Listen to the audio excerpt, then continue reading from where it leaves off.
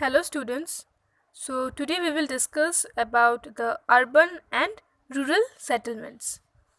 Now as you can see from here, based on location, we have two types of settlement, rural and urban.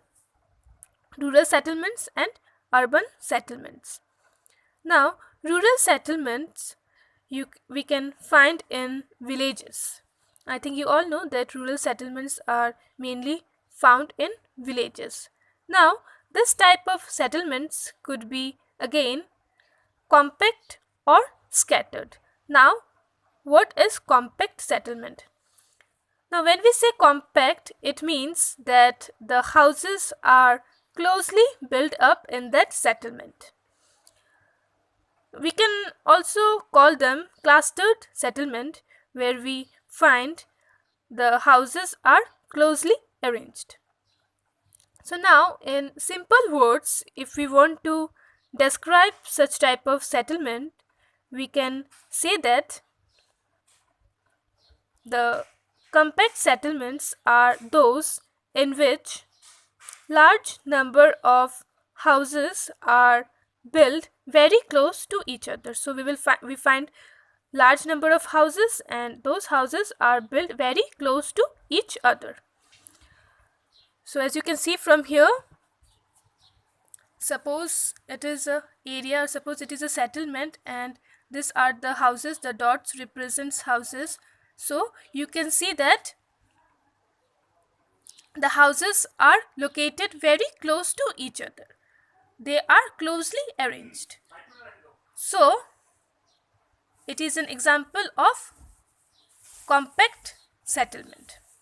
Now the question is, where do we find such type of settlements?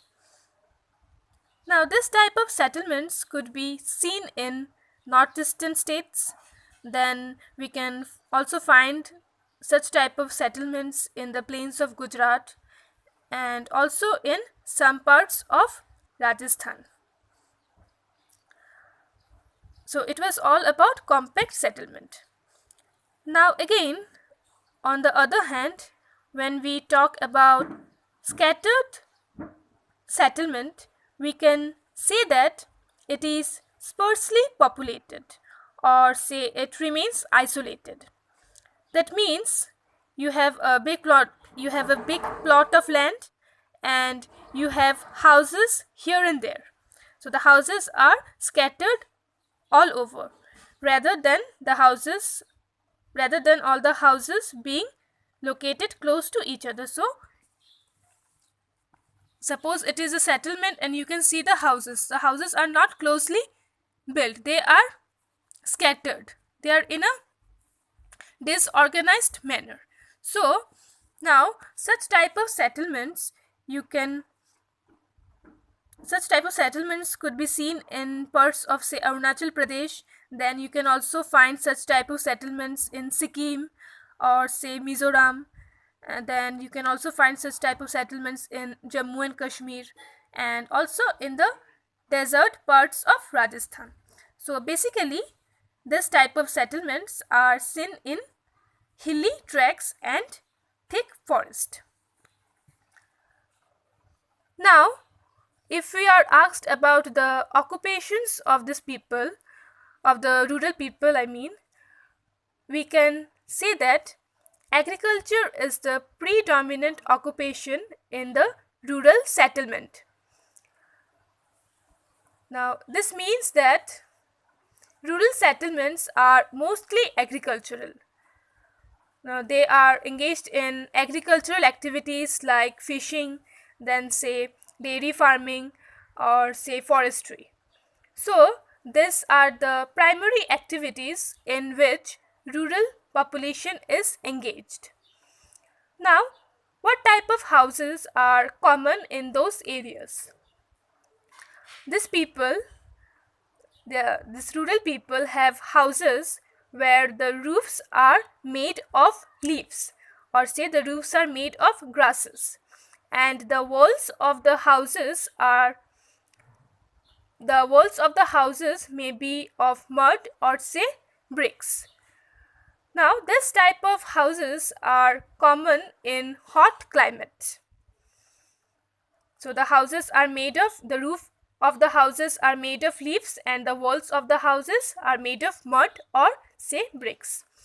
Now again, you will find some houses which are kind of built on raised platforms or say stilts. Now that means the houses are built on heights with the support of pillars.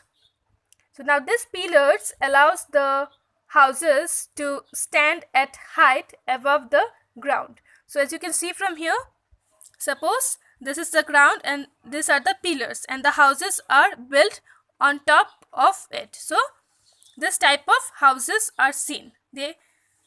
This type of houses are built in the rural areas. Now why such type of houses are built? There must be some reasons. So mainly this type of houses are seen in the flood prone areas.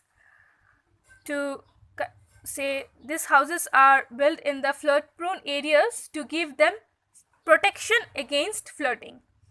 Now what happens in the rainy seasons, water gets accumulated.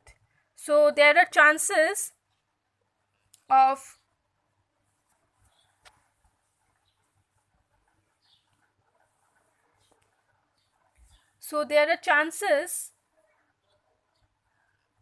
flood.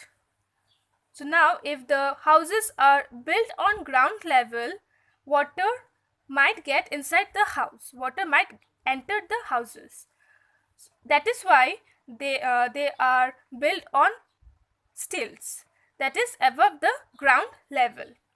Now we can see, we can find such type of houses in our state, even in our own state, because as we all know that in Assam every year we receive abundant rainfall. So it is a kind of protection that we take against flood.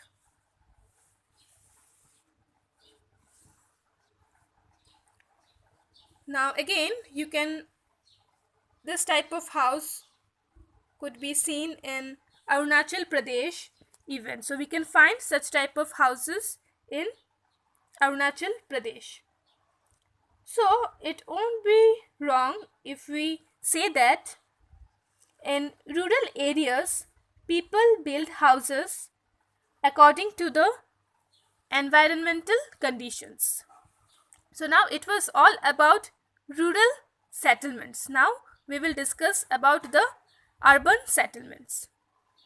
Now urban settlements could be in small centers which are known as towns, then it could be in large centers which are known as cities, and further it could be in large centers known as metropolitans. Now most urban settlements are derived from a small village. Now in urban areas people are engaged in non-agricultural activities. That means they are engaged in manufacturing industries and services. Now manufacturing industries could be your transport industries or say consumer goods industries like food, beverages and all. And again, some people are engaged in services like banking services, then you take the example of insurance services, education, hospitality and so on. So this was all about rural settlement and urban settlement.